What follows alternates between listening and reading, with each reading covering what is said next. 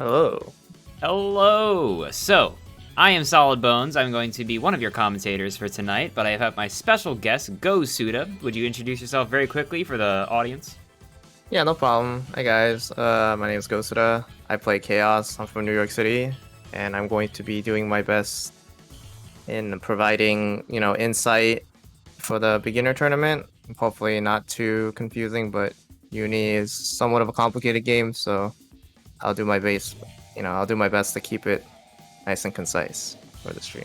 We'll try our best. Obviously, we're all juggling our girds and our guards and our health and our meter, but I'm sure we'll get by. And I'm really excited to have you help me out tonight.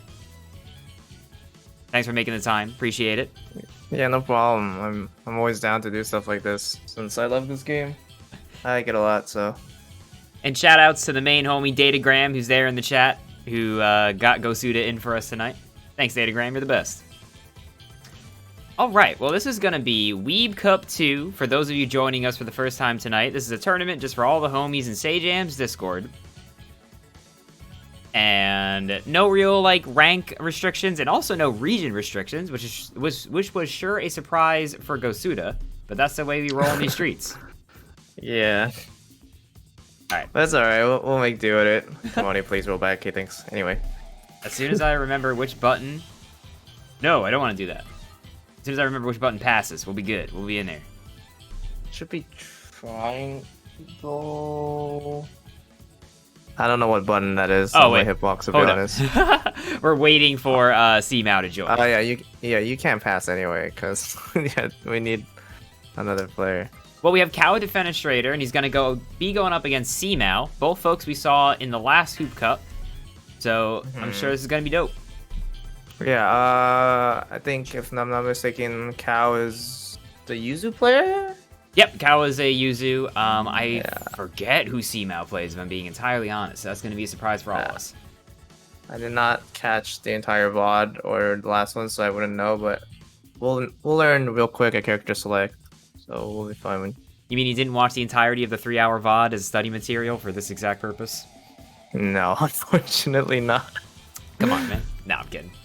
Awesome. Well, I'm super stoked about the units we're going to see tonight. This was super hype last time. Just as a preface for everybody, I said this last time as well, I know a little bit about UNICLR, but really not a lot. That is why Gosuda is here to help us out. So I'm going to try my best to ask as many helpful questions as I can. Alright, we're starting. Let's see, it should be Gord versus Yuzu. Okay. Oh, Enkidu. Character crisis? Oh, Hilda. Okay. All right. So in a sound bite, how do you think this matchup usually goes? I think it's pretty even, but it can be tricky because a lot of the times users are used to winning neutral right off the bat. Like, she's favored in most matchups, but this is one of the matchups where Yuzu's not allowed to do all the things she's normally allowed to do. So it does require a lot of patience from Yuzu, and I would say Hilda definitely dominates this mid-screen range, the round start range right here. Yeah, mainly because of this button, 66B is very fast. But yeah, I would say that Hilda should generally have neutral control most of the time, assuming she's in the right range. Gotcha. And now C-Mao looks like he's trying to fight his way out of the corner, try to establish more of that control, like you were saying.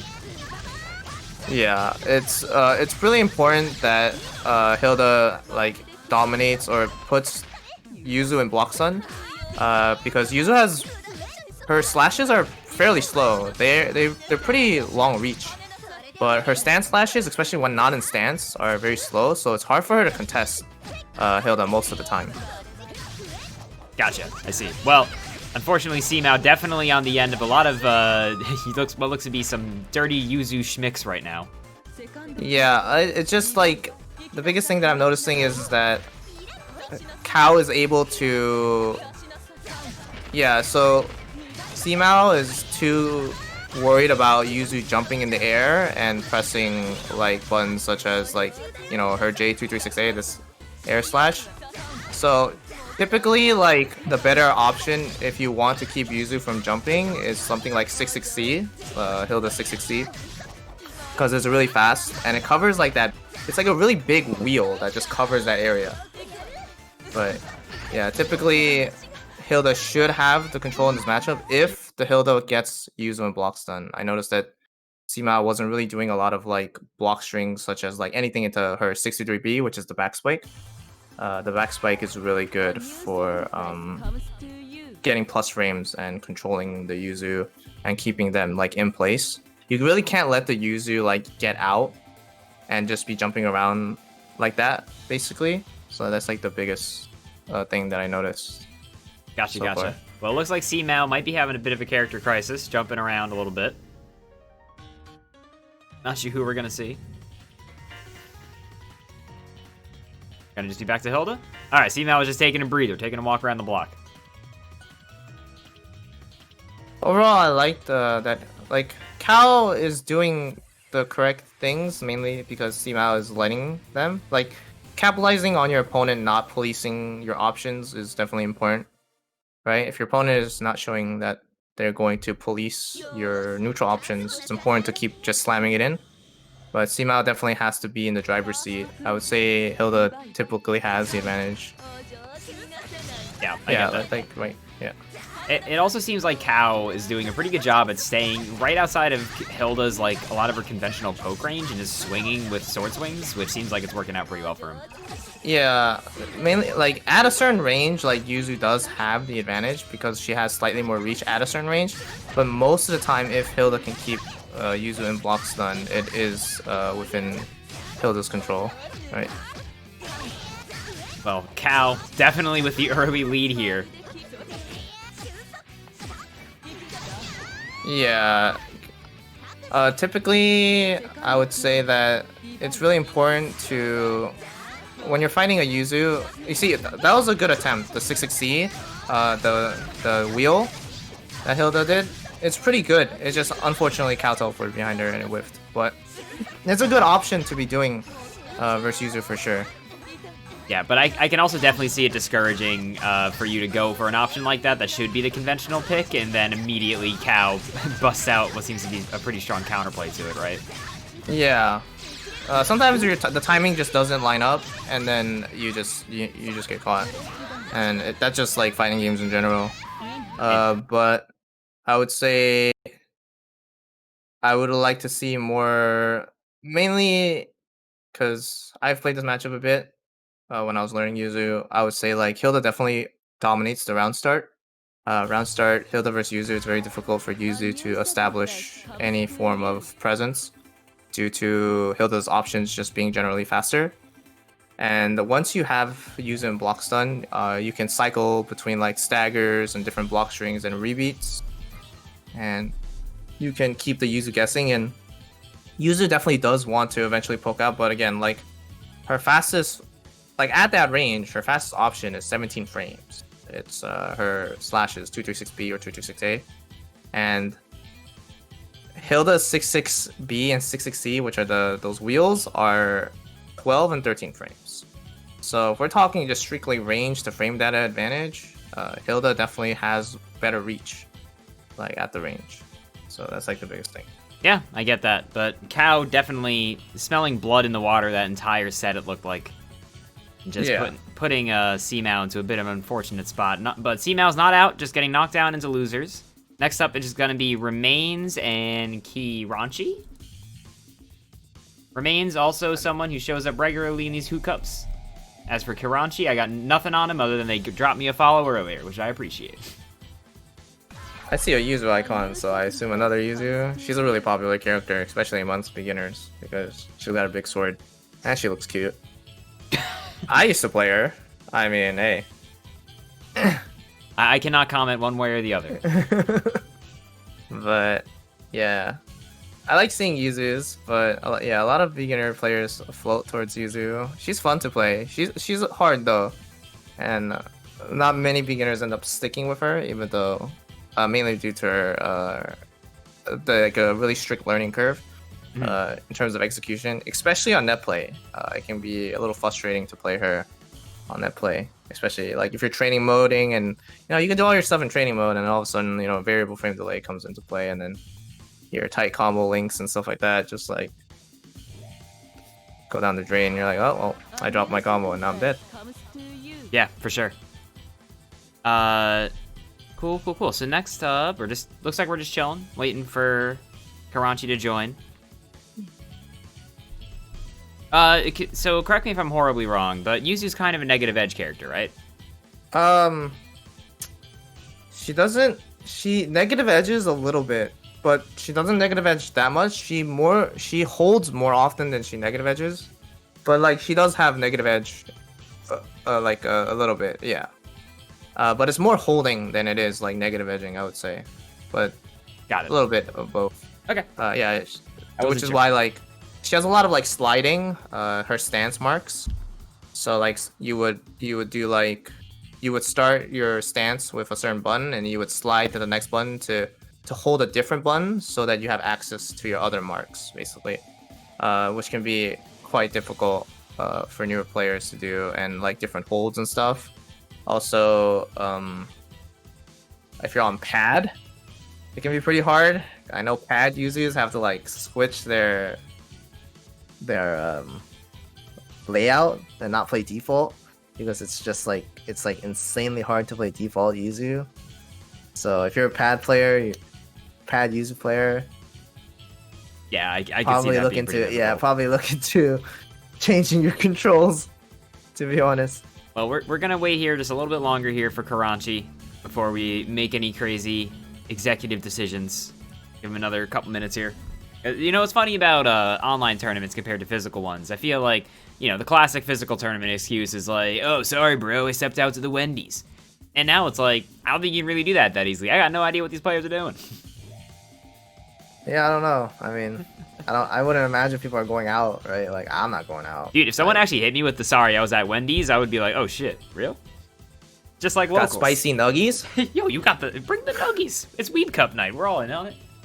Spicy nuggies. That's what you get at Wendy's. If you don't get the spicy nuggets, we're not friends. Just saying. All right, well, we're playing hot potato. At some point, me and you are gonna have to play here. All right, we'll just give him a little bit longer. I played Merkava for about 9 seconds, about a year ago. That's my entire experience. That's all you need. Merkava, 10-second character. Press some buttons, put down the babies. Alright, I got this. Wake up option. Should I dive kick, 2360, or mash? Yeah, it's Eunice and UNICLR, because I played Eunice for a little bit. I think it's like a really fun game to just hit buttons in, I think, like very on the surface. I would say it's like similar almost to Tekken in that regard. But what was so discouraging to me, and I think like why I didn't stick with it, is just trying to like do what people call just like Merkava's like B&Bs and stuff. It's like not very easy to come to you combos unless you are like a big Melty Blood player, I think. They're like pretty unique and weird. Yeah, every fighting game has its own like combo system. For sure, and it takes a little bit of a like if you come from Street Fighter or something, like the fast gatlings and stuff, right, and like the cancels might not be, and like counting your bounces and like the combo logic is like completely different. Like if you come from like a traditional fighter to like an anime fighter, and we have Crunchy. Oh my God, we're in it. All right, cool. I see a Hild avatar. Wait, is that Hild? Wagner. Wagner. Damn it. Well, yeah. One of these days I'll know these characters. Okay, so all I know about Wagner is that she can reverse beat into like +0, right? It used to be +0 in ST. It was 6B into 2A whiff, and now it's -2. Oh my gosh, what a nerf! Yeah, it is definitely a big nerf. Oh no! While we're at it. Is the lobby set to 1st to 2? Because I noticed we were playing 1st to 1 and going back to you know what? That's a really good question. And right now, I'm going to figure out how to change it. Yeah. And we're going to go down to... Wait, can you change it after you've made it? Yes, if you go to the menu. Change dream settings. I can read. Oh, wait, wrong one. Hold on, chat room. We're in this. Yeah. Which one of these folks do I want? Win 2 matches? Yes, it should be win 2 matches, yes. Fantastic. All right. Wait, did that close it? Damn it. All right. Let's confirm. That's not confirmed. Sorry, 1 second, everybody. We're in this. We can do this. Okay, we got it.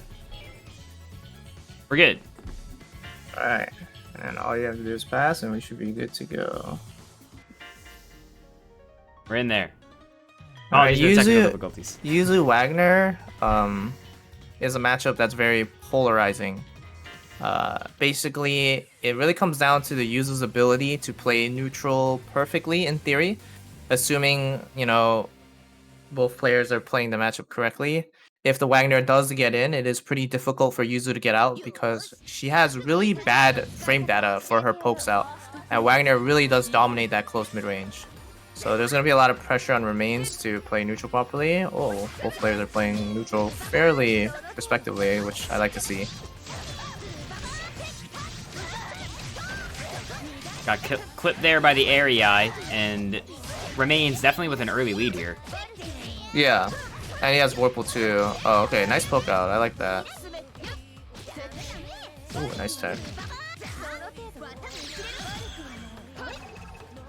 Do you think that was an input error, or did he mean to just do teleport over? I don't usually watch the games with like input, but I'm most likely sure that's an input error. Like, you generally don't want that, for sure. Like, it was a very in no scenario I would say that you would probably want that input most of the time. Gotcha. Well, Assault whiffing, or did it just not have time to come out? Yuzu's J2C increase from Assault, if she holds it and does the increased version from Assault height, always whiffs. Oh. So, if you see the IC flash, the white flash that tells you its increase, it's always a whiff, and she will be minus. But they like to do that and press 5A or try to throw you, right? So it's like a mix-up, air quotes. Gotcha. But it's not. It's fuzzy mashable for sure if you know the timing, right? Because if you see the IC flash, it always whiffs. There's no situation where it does not whiff. Yeah, from grounded assault height. Gotcha. Well, I think we saw it right there again. Was that like an empty jump low almost? Yeah, it's basically an empty jump low, yeah. And the 5A generally, her little kick catches most people. Yeah, nice throw to close out the round. Main's going up with the quick one with the teleport in Vorpal. That seems like a strong option. Teleport. Well, it is a good option, but it's also like it depends on like what you did right before the teleport, like into CS. So if you do like a slash and teleport into CS, you're generally plus. So if you're fine. But if you just do raw teleport into CS, you're 0. Both players are like frame 0 neutral. So, and you know, as I said before, like in this matchup, Yuzu doesn't want to be infighting versus Wagner generally. That's like Wagner's range, right? But obviously, if your opponent is letting you like get in and run pressure like this, it's completely fine to do it. But typically, the matchup plays with Yuzu not really wanting to play in that close mid-range versus Wagner. Oh, nice jump. Ooh. Is that like an autocorrect? I didn't catch that, unfortunately, but I'm not 100% sure. Well, Wagner getting out with that one. Ugh. Oh, that was good. The mash worked out, but not really getting much damage off of it. But every day is Wednesday with the follow. What's good? It's Thursday, I'm sorry to say. Yeah, so like the biggest thing okay, so Kranchi like jumping in on versus Yuzu is like honestly a very good thing to do. Like jumping versus Yuzu, just like jumping forward or like assaulting at like a mid range, is something that's like really good to do versus Yuzu, because if she does like one of those long slashes or 236X series, and you just happen to jump over the horizontal one, she's in really long whiff recovery. She's like incredibly minus, like upwards of like 40 frames. So if you just happen to jump over it or assault over it, you pretty much get a punish, right? So if you're jumping versus Yuzu, even though it might sound crazy, you're gonna be like, well, what happens if she just anti-airs me? I'm like, well, realistically, she can't always react with an anti-air. Like, that's just not how fighting games always work, right?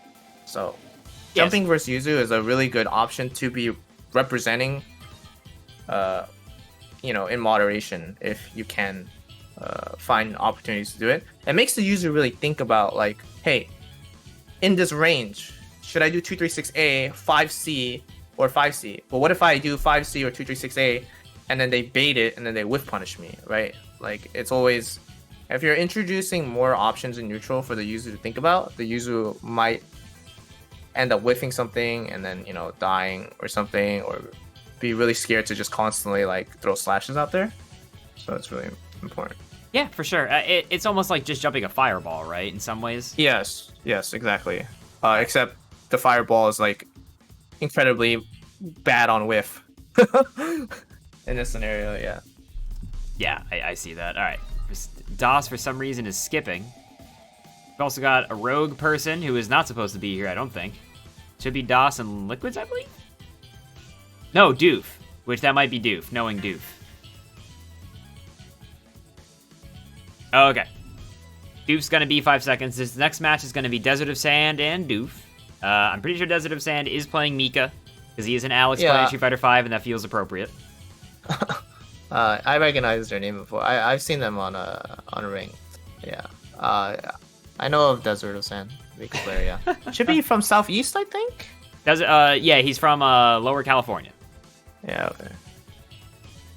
I had to fight him in tournament once, and as a boy from New Jersey, that's a bit of a connection. Does it? Street Fighter have rollback? Really? Street Fighter's got rollback in the same way that, like... Wait, what's... Are these the two people who are supposed to be here? Hey, what are you doing? Why is Liquids here? Alright, hold up. We're gonna get these goons off the stage. Nobody pay attention to this.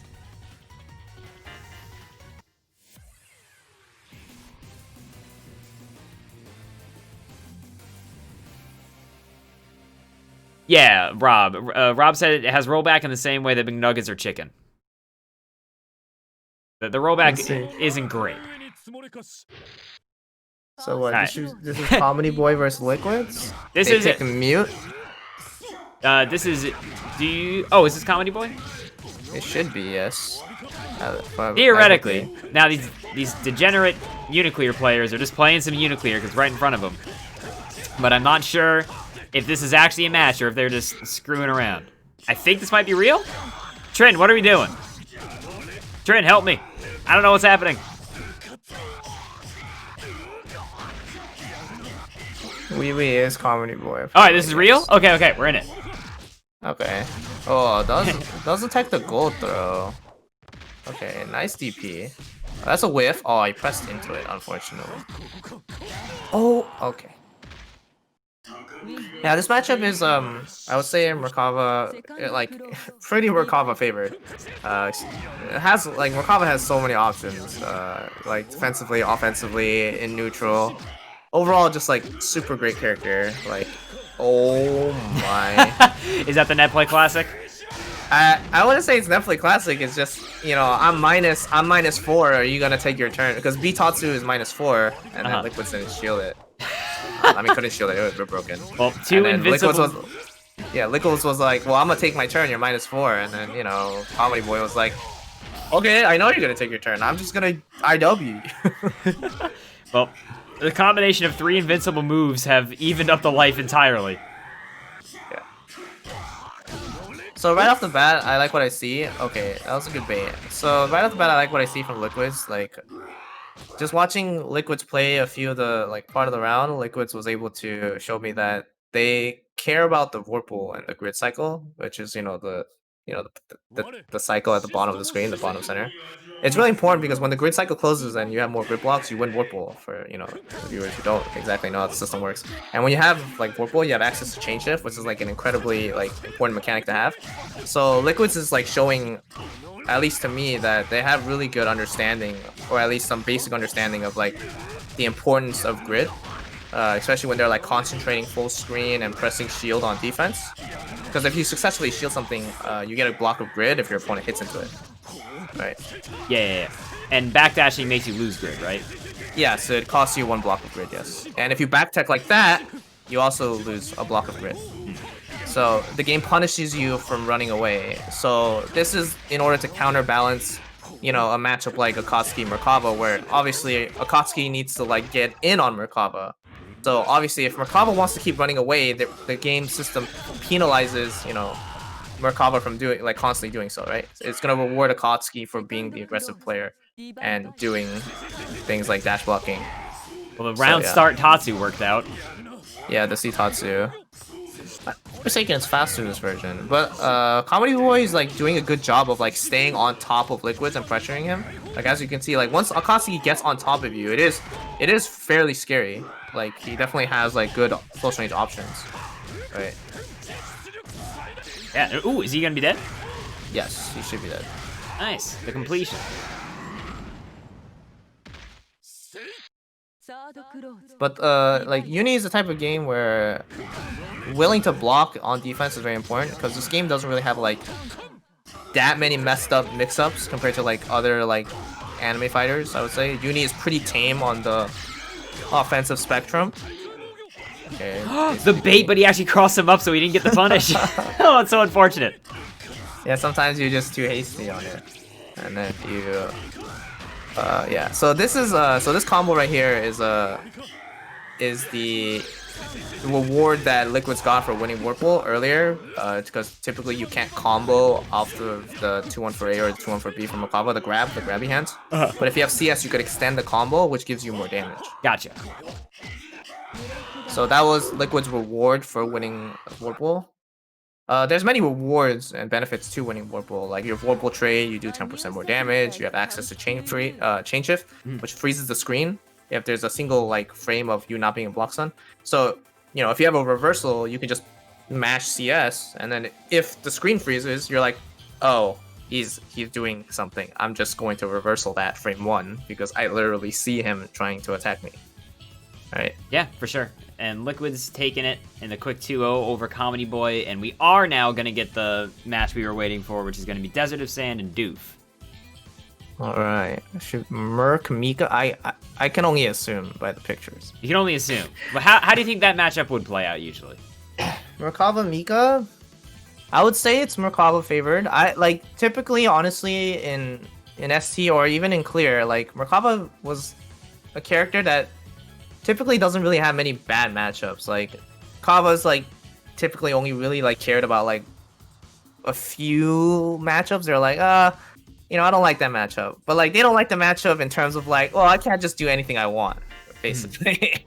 I think this is one of those matchups where Merkava definitely has the advantage. But one of the main things for Mika in this matchup is the tornado. Especially the follow-up. So her 63 X series, the Mika-chan Tornado, if they press the button again, they go up at a diagonal. So Mika-chan Tornado is really good at destroying up back. Like characters that like to retreat diagonally up backwards in the air, right? Yeah. So hold on, Trin is saying in the chat they picked the wrong stage. So I think that Desert is just gonna hold 6 here and blow him up until we can get back to the lobby. Maybe? That's what he says. I think one of them can just leave and join the lobby again. That'd probably be faster. Alright, wait, we found the optimal. That's how you end a match quick. What happened to the music? Did Merkava eat it? Did I mess up a setting somewhere? No, they picked mute. Ugh. Why? I don't know. But alright. I know NYCZ Brandon and I do that at locals. And it drives Datagram crazy. He pauses, he takes off the headset, and then he stands up and he points at it. So he's like, hey, pick some music. Can't confirm. I just want to let you know, Datagram, Brandon's the one who always does it, not me. Okay, I'm throwing Brandon under the bus. Damn it, Brandon. All right, but hey, head skip. What's going on? Oops. Oh no, not that one. All right. Yeah. All right. We should be getting into it for real now. Yeah. With music, please? With music, ideally? Oh, look at that. I'll take it. Wait. I'll take anything. Except not a theme. Okay. Random is fine. Oh, yeah. Please don't be not a theme. Annan, thanks for the follow. Appreciate you. All right. So hopefully, we can watch some gosh dang UNICLR now. Did they actually hit mute again? Yeah. Okay. No. And it's not a... Oh my lord. Anyway. We're going into it. Yeah, so... Typically, like, in fighters like this, like Mika, like, you know, they generally get rewarded for getting in, typically. So it really is up to like, you know, the zoner or the character that has the neutral advantage to keep them out, but seems like, you know, Desert Sand just like got in and like ran Unbreakable Duke over. Okay. Yeah, that super is -5. The Merkava, I'm pretty sure that was an input error. Usually you want the other one, 2360, the rapid punches. Yeah. EX on the hands, which is only -3 by the way, so it's pretty much not punishable unless you shield the last hit, which is very difficult. But the one where he swoops in and tries to grab you with his like feet, that's -5. So Gotcha. Mika has a 5-frame button, so that was punished. Well, Duke's got signs of life in him. Yeah, he does. Yes, yes too. Oh, yeah. The stagger pressure. So, yeah, the staggers. But like the thing is like right there, since it was a counter hit, you know that there was a gap. There was a stagger gap. Yeah. And so, you know, Doof has Vorpal right there, so he has access to chain shift, and he had 100 meter, so he could, if he was mashing CS, he could CS the gap and then get the reversal immediately, and then punish Mika for leaving a gap, which is why it's really important to win Vorpal, because it helps you on defense as well. Yeah, for sure. And when you activate CS in those states, if the other person's hitting a button, they're like highlighted red to tell you that, right? Yeah, in clear, those, yeah, right, like right there. There, if you are in the active startup of recovery, it will flash you as red mist. It's to better let like, you know, the player know that like, hey, they're doing something. You know, if you have a reversal, you should let it rip, right? Yeah, and Doof taking that one with all kinds of crazy Merkava crap. Yeah. So that button is really good. Mika, the one where she like slides and like skids her face on the ground, 6-6B. It's one of her better neutral options for sure. It comes out really fast. If I remember correctly, it's like 8 or 9 frames, and it's incredibly active. And it's like the backdash destroyer. It like really destroys people trying to walk back or like backdash off from on the ground. Because it also hits low. Ooh. Do you think that was a missed input there for like a super attempt? Possibly, but in a situation like that, you can probably just stand shield the jump E, and she'd be like easily -10 and get a punish there. Yeah. So in those situations, you could do either. As long as you don't try to anti-air at that point, because you see the button, like her foot is literally on top of your head, right? So you shouldn't try to anti-air, because at that point, like the button's already on top of your head. You try to press the button, you're gonna get counter hit. But shield is frame 1, like stand shield is frame 1, so you can shield the button immediately. Yeah. Gotcha. Or you can just reversal it too. Either one works. Both are valid options there. Should be that. Ooh. A pixel? A dream? No. No. Well, Desert taking it in the quick 2-0 over Doof with the unrelenting Mika pressure. Definitely somebody to watch here in this Weebcup bracket. The biggest thing I noticed is like, well, it's like Mika's like to like at least Desert Sam was like jumping in a lot and pressing like jump A, the multi punches in the air, or like pressing like increase jump C, which is like the where she like slams her gauntlets down in the air. So Desert Sans was doing a lot of like air to air options and trying to like catch the Merkava like retreating in the air, which generally shouldn't really be happening too much, especially in the matchup, because like Merkava has like an insanely strong air button called Jump E, and it's like insane. Like that button is just this horizontal air hitbox that just like denies like literally like everything in front of it. Right? So I think Doof can be more mindful of the fact that Desert of Sand was like chasing them in the air and just press like Jump B, more like retreating Jump Bs more, right? Probably do some fireballs and stuff like that. Yeah, totally. Oh, Liquids is just restarting their game real quick, and they're gonna come back in. But we're gonna have Junbear, who is the Hoop Cup champion last week. Last week, sorry. Junbear should be rocking Linne. Linne Merkava. Okay, so this matchup, I know that Linne players despise this matchup, and rightfully so. It's really bad. Linne has a pretty hard time air-to-airing and catching people up backing, right? Like retreating toward the air. Linne is not really good at like stopping people from doing that. Her air-to-air buttons aren't that big. The angles aren't that amazing either. This matchup, I would say, is pretty Merkava favored for the most part. I feel like you've said really that a just lot come- about yeah, I feel like you've said that a lot. It's just Merkava is just such a great character, to be honest. Don't fall for the Linne player propaganda. Also, Alright, how's it going, go. Jess? I hope you're having a good one. Well, we'll see. Yeah. Junbear is a spooky Linne player, so we'll see how this goes. Yeah, really just it's gonna come down to if they can get in. But round starter gets punched in the face by Ow. 5B. Yeah. You know, what was funny is for me, like somebody who doesn't know too much about this game, I was surprised at how long some of Linne's pokes were. I always thought they would be kind of a stubby character.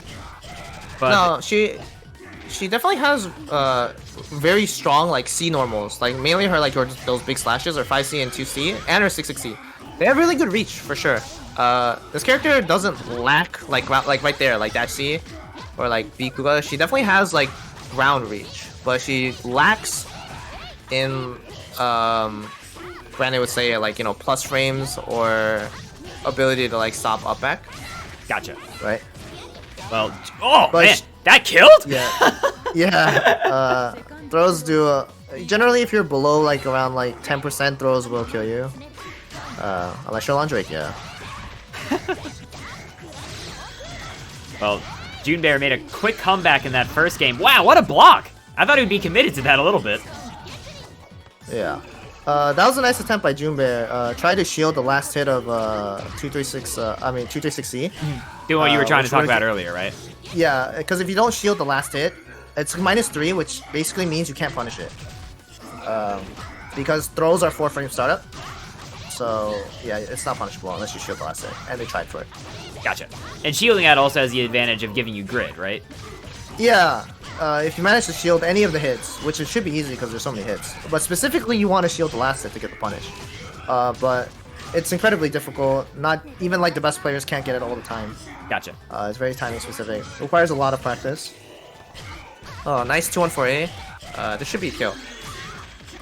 And Yeah, as it I was is. talking about before, that only killed because Liquids won Vorpal before. If Yeah. Liquids didn't have Vorpal, they can't extend the combo to get the kill. So Liquids was rewarded for winning Vorpal in the previous cycle. On top of the damage boost towards the beginning before you use it, right? Yes.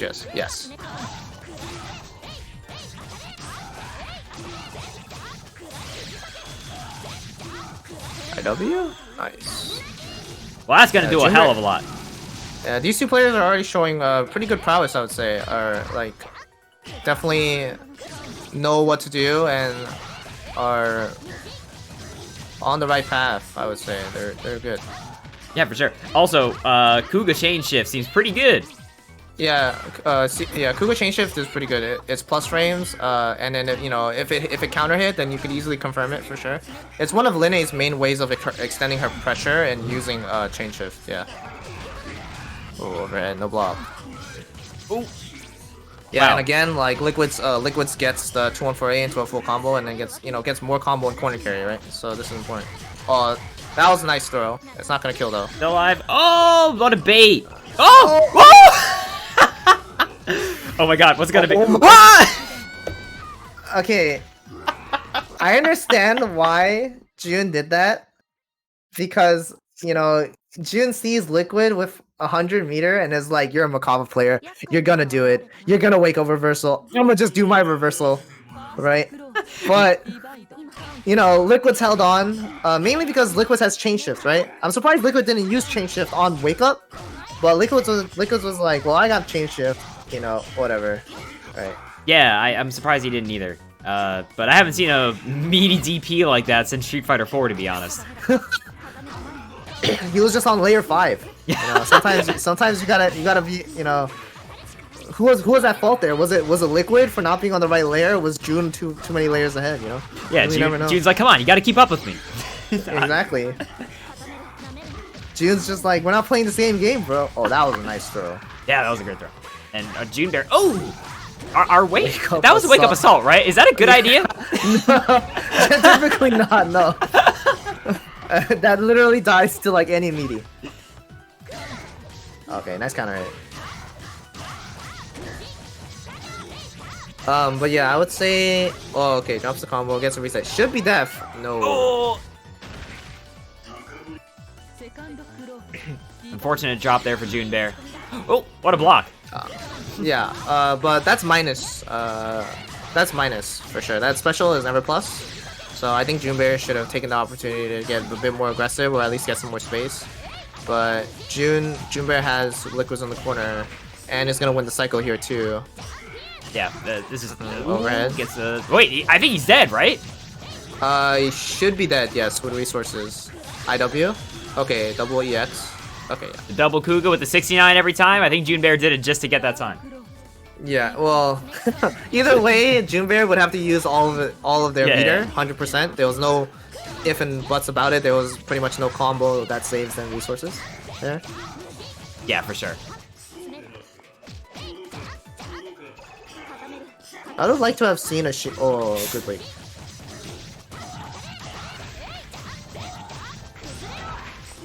Oh, Junbear's broken, but aside from that, definitely with the early lead here. Yeah, but Junbear got unbroken. Okay, still won the grid cycle. Yeah, that was close. So in this game, when you get hit, you lose a block of grid for getting hit. Not like per hit, but like the first hit in a hit, like in a combo string or like combo like hit stun, loses you a block of grid. So Junbear almost lost this grid cycle for getting hit there. Yeah. Clips him low. Wait. Probably can kill. Yeah, I think he's dead, right? Double Kuga? Yeah. Yeah. Oh, DP? That was nice combo, yeah. And with the completion, Junbear. The previous Weebcup champ, definitely not going out without a fight.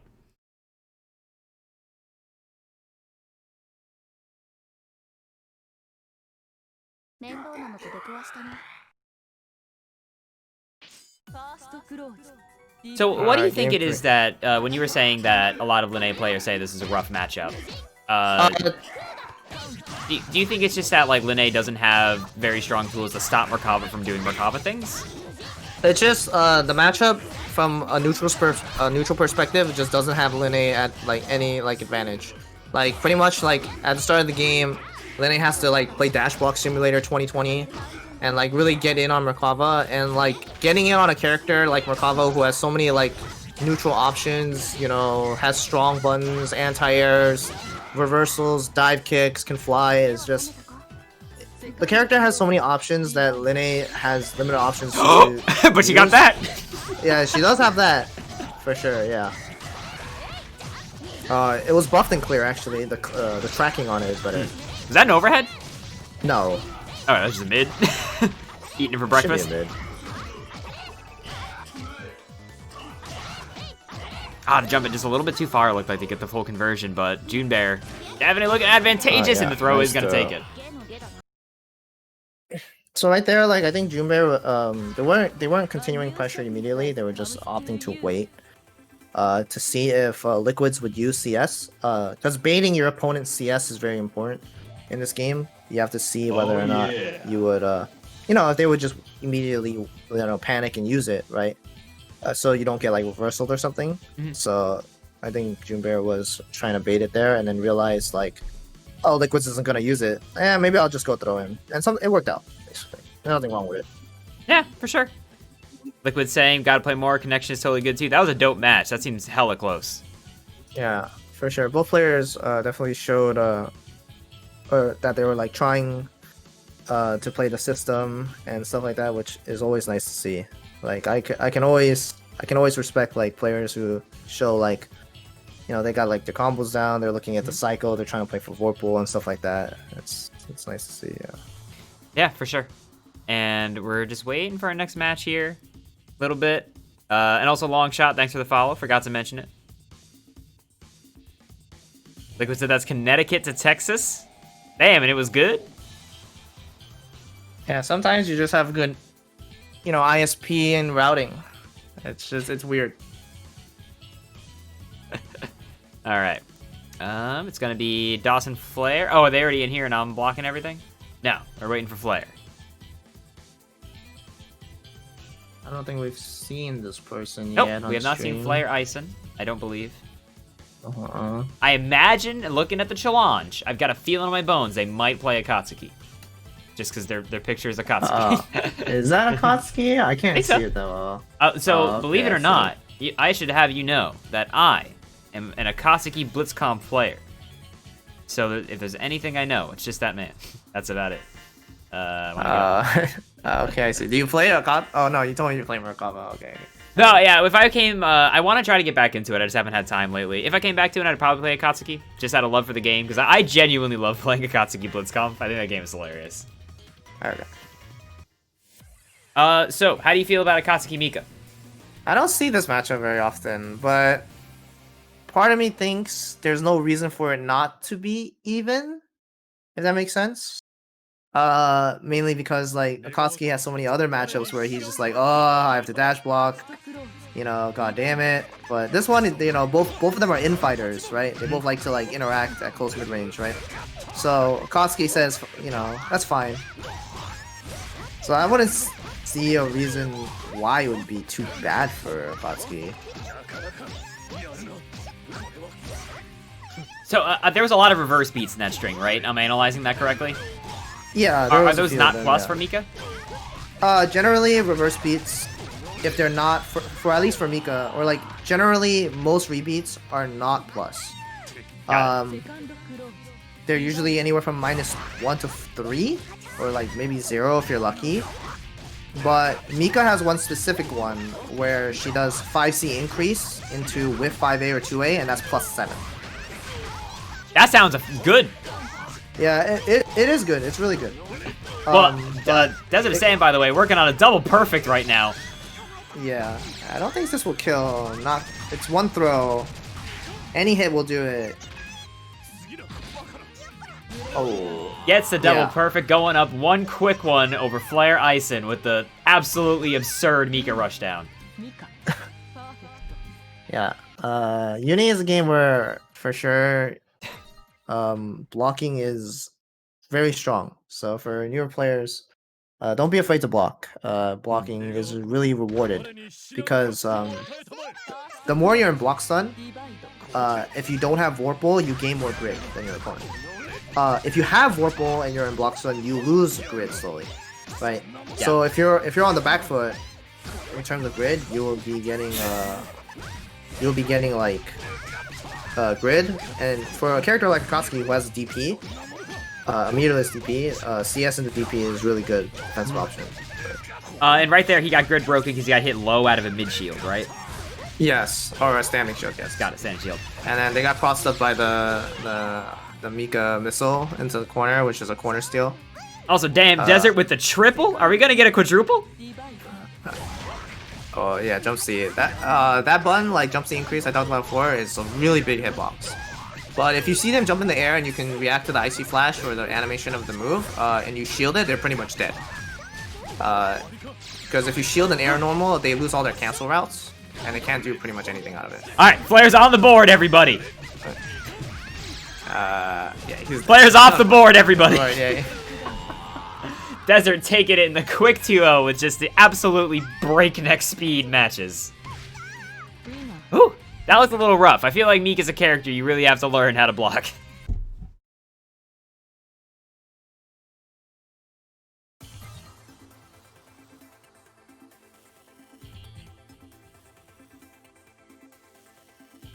All right.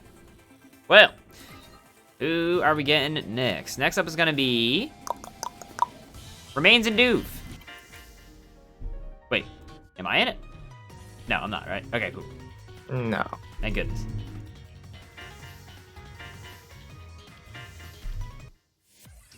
What's funny is what you were saying earlier, right? Where it's like blocking is very rewarded in this game. It's interesting how blocking is usually a strong option in a lot of games, right? The one game I've seen as an exception is a game a lot of people are playing right now, which blocking in KOF 2K2 is a horrible idea and you should never do it. And I feel like it runs so contrary to popular advice that it makes learning that game actually difficult. But anyways. Oh, that was most likely a misinput from Remains. 2C when Makov was in the air was definitely not the option. Probably definitely trying to press 5C and held down. Oh, that was minus. How minus is Yuzu's twirl? Her spin lotus? Yeah. The one where she spin? The frame data varies based on the height. But at TK height, it's +3. But I can tell you right now, if you do it from like the middle of your jump, like middle of like the screen height, you are definitely minus. You definitely can't take your turn. There. Makes sense. But if you do it from TK height, it's +3, which is very strong for users in order to get plus frames to run their strike throw game. Oh yeah, nice pickup on the 2C counter hit. Also, thanks El Cam Ecuador for the follow. Appreciate it. Throws heavily pro-rate, right? Yes, her throw combo. She's one of the few characters that gets a throw combo, but the throw combo is heavily pro-rated for sure. It's like her and Gord and a couple other people, right? Yeah. Gord, Yuzu, Chaos. Chaos specifically, they have to throw the opponent into the dog. Got it. Set up. But yes, Chaos can get a combo from this. Wagner as well. Recent addition in clear. Got it. Well, that was a weird kind of interaction there. Both of them just kind of stalling in the air and just trying to anti-air on the ground and it working out in Duke's favor. Ooh. Hide in the corner. You know, for something where you just said only a couple characters get it, I feel like we just listed 5 characters, which is true. It's only a couple, but more than a few. Yeah. Oh. Yeah, so that reversal, that is a whiff punish. Very good. Ow. Doing a grip. So is the follow-up combo more for positioning and meter then, if it isn't really for damage? I mean, it's for damage. You pretty much should just take the damage. You should do the throw combo. The other benefit to Yuzu is we haven't seen it here since typically like beginner to intermediate players don't really do these type of routes, Vorpal strip routes, where you do veil off in the middle of the combo, allowing you to where if it hits your opponent, it removes their Vorpal, right? Mm. So they won't have it on wake up, so they can't like pause the screen to see what's happening, right? So they have to guess more, or they have to like be more aware about their wake up option. So Yuzu is one of the characters that, since she has a throw combo, she can pretty much Vorpal strip off any throw, from any position, mid screen or corner. Remains hasn't done it, but that is one of the character's strengths, especially on her throw. She's able to Vorpal strip you, and when you're in veil off, you do 20% more damage. And Yuzu is a character that does insane damage. Even for not even doing like the most optimal combos, she does a lot of damage. And if you tack on 20% more on that, yeah, you're looking at like 5 or 6k if she hits you while in veil off. Gotcha. Well, definitely funny you started that sentence in the middle of that, because definitely seeing the high damage in this round. Yeah. Oh. Okay. Try to go for the throw, which is fine because Remains didn't go for the shield, but obviously Merkaba players should know that like, hey, I'm doing the super and it's -3. I know it's -3, so I'm most likely gonna block. Yeah. Right. And like a lot of people like to just go, do a little micro dash and throw them because like they're like, oh, well, you're gonna block because you're minus. Right. Well, But teleports away from the worms. Yeah.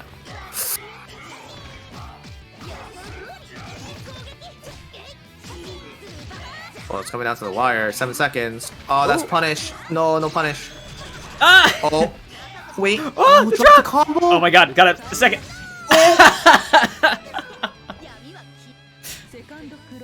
Oh man. Liquid's asked in the chat, does Yuzu get grid from the full throw combo, or is it so long that the opponent starts getting more? Do you know? I'm sorry, what was the question? Does Yuzu get grid from the full throw combo, or is it so long that the opponent starts getting more? There's a thing called passive grid in the game where your opponents will gain grid passively, like even if they're being comboed. The main source of grid gain from the throw is if you get thrown, you lose 2 blocks of grid. Like if you're the person who gets thrown, you lose 2 blocks of grid. And then the other thing that would build Yuzu grid in the combo is if they do a forward moving move, like dash C. It's a very staple part of Yuzu's combo, but when they use dash C in the combo, the forward movement from the dash attack will build them grid, because the way this game calculates grid building is with forward movement. And since that's -5, unfortunately no punish. Gotcha. So just doing micro dashes and combos and stuff is a good way to like build grid, right? Yeah, like you shouldn't like if your combo you just do your combo route. That's gonna be a punish. But yes, if you oh no, hopped over by accident. Yeah, but typically you shouldn't like route for grid gain generally. But if your combo just naturally builds you grid, that's just like an added benefit, pretty much. Gotcha.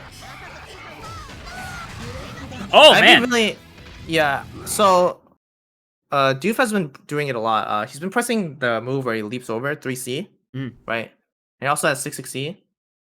It's pretty much like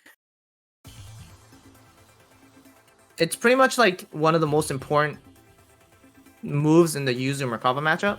The main reason why it's like super important is because one of Yuzu's main pokes is 236B, which is Bisaki, the horizontal long slash.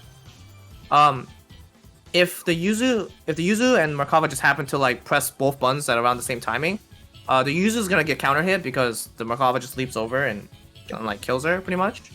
Gotcha. So it's like another one of those like fireball dynamics, right? It's like I'm gonna jump over your fireball and punish you basically.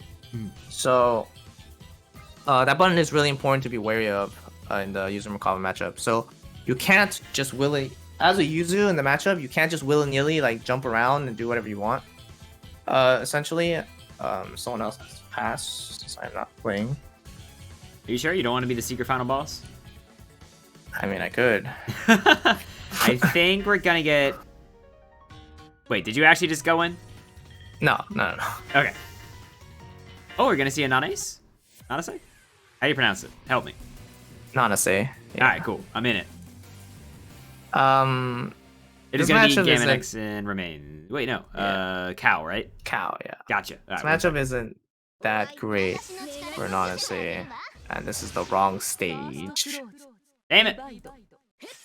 What are y'all doing to me? Are we playing it out? Okay, I guess we are, maybe? I'm not sure. Maybe? TO's call. I'm not sure. I'm not the TO, so TO's gotta figure it out. I'm gonna yell at him. Yo, Trin, figure this shit out.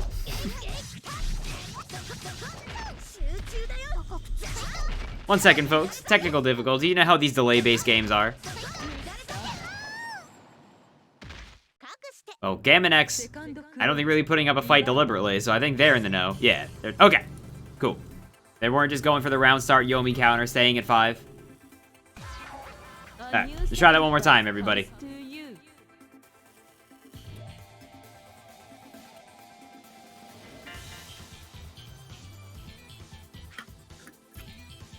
So you were saying this matchup is a little uneven. Who do you think it favors? Yuzu. Okay. Typically, like, one of Nanase's like neutral tools that they like to use in like matchups is her TK Fireball, which sets like a slow wind fireball that travels across the screen, which allows them to approach in. The problem is it is incredibly slow startup, and it's kind of hard to get out. So as long as the Yuzu stays within the range, like 75% screen range, because Yuzu doesn't zone from full screen. Typically she wants to be like anywhere from 60 to 75% screen range for max tip 236B range. It really prevents Nanase from setting fireballs and playing neutrals, so Nanase has to pretty much dash block. And like using her other like, you know, gap closers, air quotes, like the sword car or 214B series, like that move right there. It generally doesn't work because you won't travel the screen fast enough, and Yuzu slash will just be on the screen and you'll just get hit by it and get counter hit most of the time. Gotcha. Yeah. Well, it seems like both players are taking a tip out of Brandon's book and picking the mute. So we're getting a lot of this good UNICLR Asmer as they're striking each other. Oh. Yeah, I see that Gamenex is resorting to a lot of oh, okay, nice throw. Resorting to a lot of like sword car into like the A follow, which is the sword thrust. Typically that's not advised in the matchup, as it doesn't reach far enough regardless. And if you whiff it, you're in whiff recovery as well.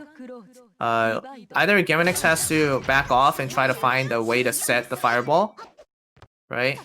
The wind fireball, or has to just play dash block simulator like everyone else versus Yuzu, and then get in and get rewarded for getting in the top of Yuzu. Because you will get rewarded if you get on top of Yuzu. She has pretty lackluster frame data all across the board. She doesn't have many defensive options either. She really does have to play neutral well, which is her main strength, right? Is Dash Blocking Simulator like you look at your friends on Steam and it's like, your friends may like? It's like recommended right under there. Yeah. And generally, the players who are playing it are like Akatsuki's and stuff. They love that. They love this game. They bought all the DLC. I got all the best dash blockers. They buy it every year. Dash Block Simulator 2015 to 2020. They've been doing it for 5 years. Masochists. Oh, that was nice. Okay. Yeah, so Gamonix. So as I talked about, Gamonix tried to set the fireball, but too high in the air and also too close. But like, yeah, like setting them from farther away, the grounded one, I think it's the A version for sure, is more important. And you really can't get impatient versus Yuzu. A lot of reasons why newer players lose to like Yuzu is because they just like run into her sword. Right? Oh, that was a nice dash up 2B. So. Correct me if I'm wrong, but from the tone I've heard of you talking about Yuzu, it seems like newer players either are Yuzu or losing to Yuzu. Is that right? Yeah, typically yes. Because it requires fighting Yuzu. Like, it can feel hard as a beginner, because like, you know, patience and stuff like that is important. Yeah, but there we go, dash blocking. You know, it might feel useless. You'll be like, well, you know, when do I get in? You know, but like dash blocking and pressuring them via grid, because you know, any single time you move forward, you're building grid, and then the user's not building grid, right? Because she's most likely running away. Also putting you in block stun, which also builds you grid. Is really important, because contrary to popular belief, the user's character that like doesn't just win from zoning you. Actually, she can't actually just zone you for 99 seconds. I mean, she could try, but if she messes up once, right, and you get in on her, all that time she spent is useless. Because realistically and theoretically, as long as you're not messing up your dash blocks, she's really just throwing mids at you. She doesn't hit you with like lows or overheads constantly, right? Like, she's just zoning you with mid hitboxes that are just like hit, you know, coming at you from like pretty far away. But as long as you're constantly pressuring them and showing that like once in a while you're willing to jump at her, so that, you know, if she does a horizontal like low to the ground slash and then you just jump over it, like, oh well, wow, I just get a punish just like that. It's like I jumped through fireball. So yeah, for sure. Yeah. I can definitely see that, and I feel like dash blocking is one of those things. You know, there's similar stuff in like other fighting games too, right? Where say like in Street Fighter V, right? When you're fighting a character like Minot, you've got to walk forward and just block and recognize that you're kind of forcing her to be minus and pushing her back.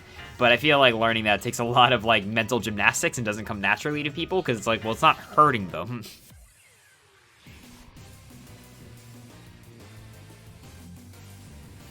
Oh my god, are we getting to Merkavamir? yes. How do you feel about this? Feeling good? I mean, it's a mirror, so it really just comes down. There's gonna be a lot of reversals flying out, I'm pretty sure, and a lot of, yeah. So I don't get to see her. I don't get to see the mirror too much, but from what I've heard, like in the mirror, it's weird because both of Merkavas need to choose what type of Merkava they're gonna be playing in the match, right? Like, are you gonna be the grounded one, or am I gonna be the grounded one? etc. Like, who's gonna be more active in neutral? Okay, that was unfortunate. But for people who don't know, Throw has a hitbox, and your guard thrusts and your throws can be eaten by worms. So right there, Doof's throw. Somebody clip that. That was critical. Got eaten by the worm, which is, you know, it's not super common, but it does happen. And when it does happen, you shouldn't be too surprised when it happens, to be honest. So right there, I don't know if people know, but when Papa's in flight, they bleed grit. They lose grit. Also, if you're moving backwards while flying, well, you can only imagine you lose even more grit. Yeah. So right there, earlier in the cycle, Doof lost it, but Doof won this one. So, I'm pretty sure that was Wake Up CS, but you don't get CS by pressing Stand Shield on Wake Up. So they got Stand Shield on Wake Up. If you want CS, you need to make sure you're not holding a back direction, 1-4, 1-4 or 7, or the opposite, or whatever. Well, Liquid's taking the quick first one. Also, Gammon X saying in the chat, "Oi, got slammed." It happens, dude. We've all been there. It all still happens to us. I don't think anyone's entered a tournament and not gotten O2'd if you entered tournaments. But you made it farther than that, right, Gammon X? You did great. Okay, well, we eventually poke out of the 6xb string.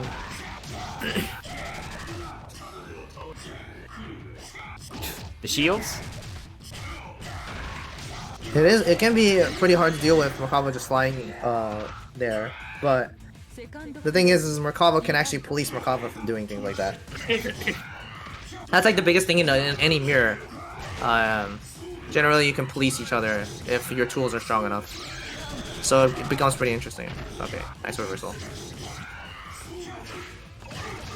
Oh! Was that also an empty assault low? Yes, that was an empty assault low. The main reason why I like that actually is when you assault in this game, you build one grid block for doing the assault. Oh, I would have liked to see the use of CS to extend the combo. Could have potentially killed as well, but Doof did not do that. Doof used it there, but didn't have anything he could really challenge with after that, right? Yeah, well, he tried to press 4B and anti-air it, but that's the problem sometimes with CSing and thinking like they're in the air, I'm just gonna press anti-air. You know, the way anti-airs work is like it does have startup, right? So if it doesn't, if you don't get the head invuln frames or you don't get the startup frames fast enough, you're gonna get counter hit by their air button no matter what. But in that situation, since Doof didn't have meter, Doof can try to dash block under the 3C, making it whiff. And then you can punish them on the other side. Yeah. But of course, in the heat of the moment, those type of answers don't come immediately, especially if you're a newer player. Yeah, for sure. That sounds like a pretty nuanced answer to a relatively simple question, right? Which I feel like can be pretty demotivating to try to learn those types of things where it's like, oh, what do I do in that situation? And it's like, dash block under. And I think we're gonna get... Yeah, it's gonna be Flare and Cow coming up next. So it's gonna be Akatsuki and Yuzu, I imagine. Yeah. Yeah. Pretty hard matchup for Akatsuki, for sure. Not many Akatskis like this matchup. They pretty much all hate it. Are Akatsuki's fireballs relevant in this matchup at all? No, not really. No. This matchup is very dash block simulator to the extreme, but it is very important for the user player to not get caught. Hey, he got hit by a fireball. I want a refund. Yeah. Also, the other thing is B Tatsu is good at getting users out of the air, especially at a certain range. So user players have Cow definitely have to be careful about constantly up-backing and slashing, because if Cow gets in range and lets B Tatsu rip, it's going to hit. Alright, after seeing an EI punish a fireball and getting all that damage off of it, I can understand what you meant. Yeah. Like, it's fine to throw them out, but don't be surprised if she teleports and kills you for it. Yeah, for sure. That's what I'm saying. Well, life relatively even right now, but Cow definitely gonna win this grid cycle. It's not dead. Has a cycle. This is really hard because Cow has Whirlpool Cycle and the life lead, and one hit will end the game here. So yeah, Flare is, yeah. Man, now that you point out that empty assault, that seems strong. That seems good. Yeah. Well, empty assault is strong and also risky. A lot of things in this game come with inherent risk. Nice dodge. Obviously, because if you empty assault and do nothing and they just fuzzy mash your landing, you get punished. Yeah. Like, just straight up. But I feel like in that kind of situation where Flare was clearly kind of conditioned to want to block for a little bit, then it gets powerful, right? Yeah, like, of course. Anything with proper conditioning, or if your opponent is spooked, will work. Oh, no shields on the fireballs. That's like one of the things I'm seeing that, like, Cow is lacking a bit. Yeah, so at that height, the TK, the flip, was plus for sure. And then Flare tried to press something, and then obviously lost because he was minus. Alright. Well, got all the meter in the world to try to get in with Fireball Supers. Ugh! Smoked. Yeah, I'll take it a quick one. I would like to see, especially for anybody, like, Fireballs specifically, like, they are generally free grid, and like 1 or 2 shields really goes a really long way in terms of the grid cycle and you winning it. So like especially if like Akatsuki's let EX Fireball rip, like you definitely should shield those, because sure they might get their turn if they block it, which you block it, that's fine. Like they're spending a resource to get their turn, there's no problem. But you should make the best out of it on your end and try to get some grid to try to win the next cycle, right? Yeah, for sure. You can definitely see that. Yeah, see at that height, these are minus. Like these height flips are minus. What can Akatsuki really do at those ranges though if she's minus? Depending on the range, but usually users will just try to up back and run away. It's like a pretty beginner thing to do. So like just slamming Bitatsu or just like dash up 5C is like pretty common. But generally like dash up into like Bitatsu is a pretty common thing to do in this matchup to make sure users aren't like always up backing. Cool. Oh. It's -4, no punish. Double shield. Yeah, both players are scared. Uh-oh.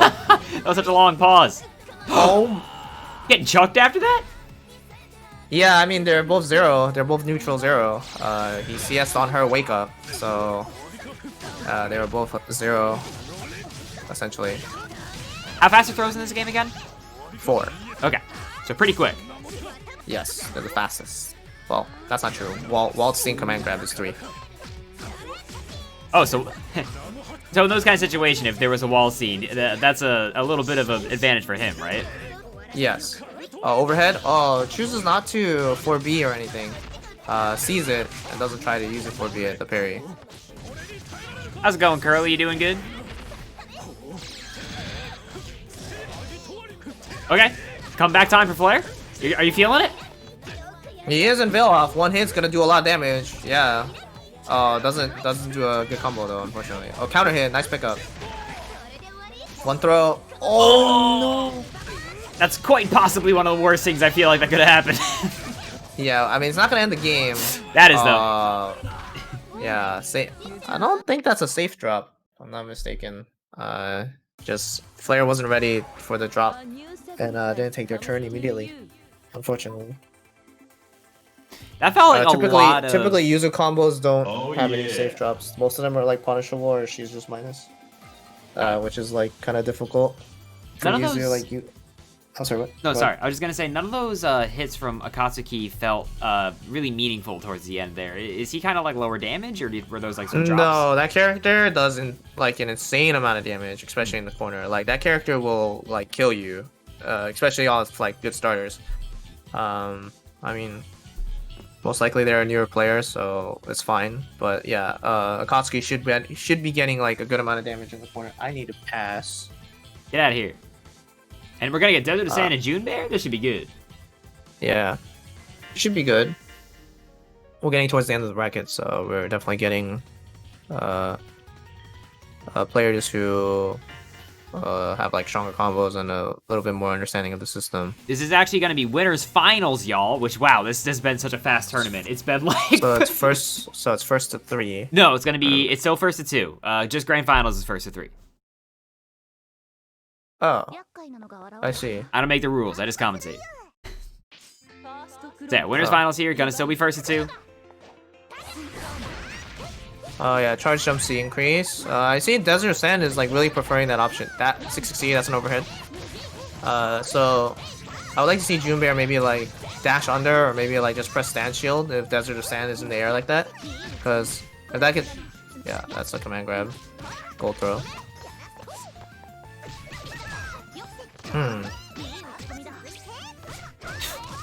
Oh, okay. Tricky mix-up.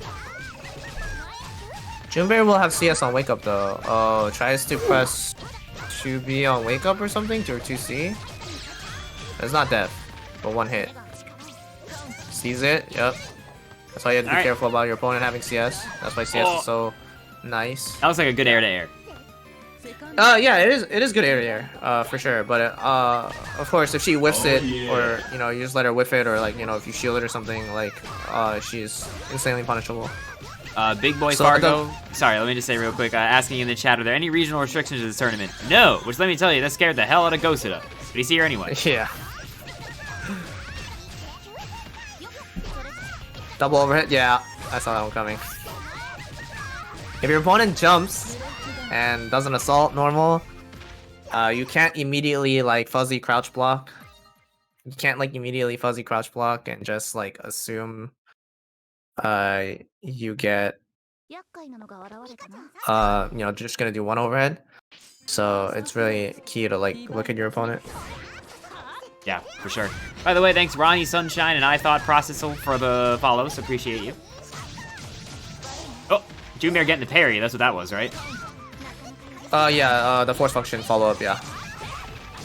If she dodges and she pressures a strike, yeah. Well, she gets a strike regardless, but the dodge makes it so your move's in recovery, so her strike will hit you for sure. Got it. Will we spend meter? No. Overhead. Dead. Curly, I know what you mean when you're saying this game is very ground-based, but it was funny that you sent that message in the middle of Mika flying around the screen all over the place. I will say this game is most of the time fairly ground-based, but it really depends on what characters are on the screen. And I would say in clear, jumping has become more prevalent. What do you think is the big cause for that? There's just a lot of characters got options in the air. Like Mika got air DP, like Mika-chan air version. Seth got like air DP. Tilda got like air teleports. A lot of like more air options. And people just realize like jumping is not terrible in this game. Cow says Phonon is a helicopter now. Oh yeah, she got like some interesting like air stalling stuff. Yeah. Oh, okay. Junbear's not dead yet. Respect it. Got a pixel. Oh. Yeah. Jump forward, jump C increase is becoming more of a common option for Mikas for sure. But it does hard lose to seeing them jump and press shield. Or like if it whiffs like that and you can react with DP, yeah. Good anti-air there from Junbear, but now unfortunately in the corner and dealing with Desert of Sand running all kinds of nasty Mika shit. Yeah. Oh, whiff J. Yeah, he sees the whiff J and immediately presses the button and takes his turn. Nice awareness. Yeah. I'm like, well, if you whiff an assault button, I'm just gonna press something. That's a 2-hit low. You can't stand up.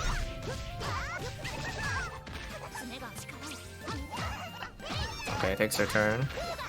I feel like 2-hit lows are maximum. This is the day one. Shit. Oh, what a drop! Okay, nice veil off. Nice veil off. Should be dead. Oh my god, is she dead? It's probably gonna kill. I want to say it's gonna kill. Ah, she's dead! Yeah, she's dead. Holy crap! Yeah, I'm like, this should kill. Did we get a confirmation from the TO if it's first to 3 or first to 2? Because I'm used to all if it has finals in the name of it, it's first to 3. It's first to 2. Okay. All right, so this is the last game. The last game. Yeah, only Grand's first to 3. So oh yeah, I like Junbear there pressing 6C, because Desert Sand likes to like jump forward at that range and press like JA or jump C increase. So like I see that nice reversal. I see Junbear like adapting. Yeah, like dash C, that's fine too. Or like I can see like Junbear is more like ready for Desert Sand to go into the air. Yeah, like right there. 6C from Lin A is not bad. And that's the round. Yeah, damn. I feel like Junbear made a lot of really hard adjustments over the course of these 2 sets. Oh no, run up ADP. That is not the move.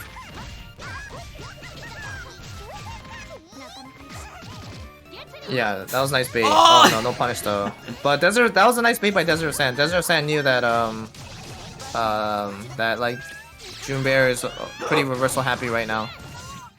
And then whiffs his reversal and gets punished. Now, this connection might be really good, because I forget where Junbear is, but I think it's pretty far away from Southern California, so I may be playing into this somewhat. I think Junbear is Texas, no? Oh, Junbear is Texas? Alright. So it should be great.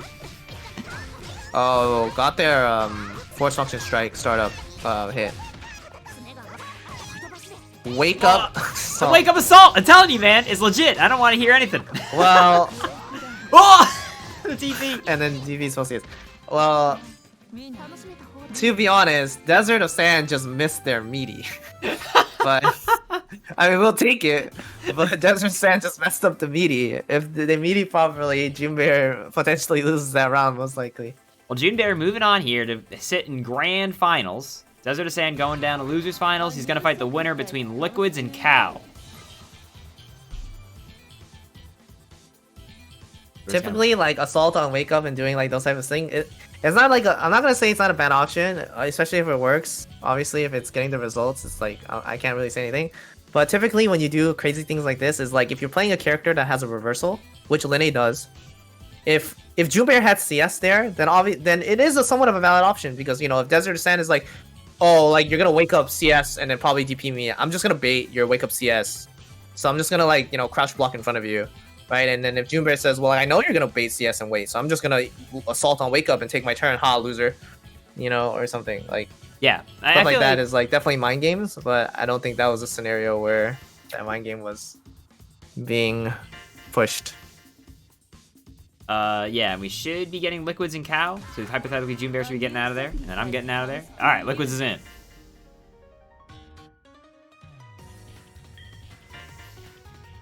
Yeah, so Yuzu Merc.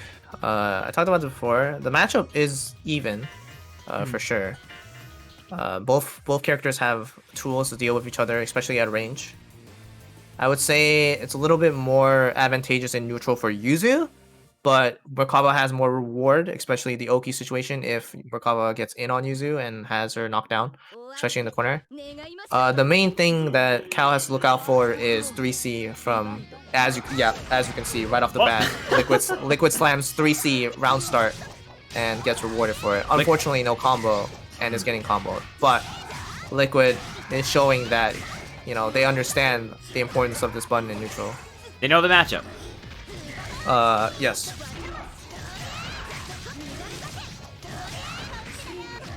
Unfortunately, Cow has been extremely consistent at these very, very damaging Yuzu combos. Yeah, that's the round.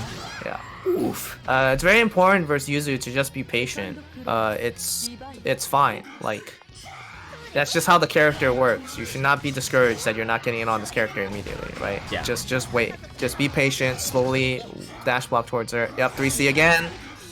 Right, as you can see, like, so Cal's gonna really have to start adjusting here. Yup, you can't press 2C there. Gotta press 5C to counter that. Cal's gonna have to start adjusting and start pressing like anti-air options to control that part of the screen, right? Yeah. So it's like very important. Oh, reversal working out.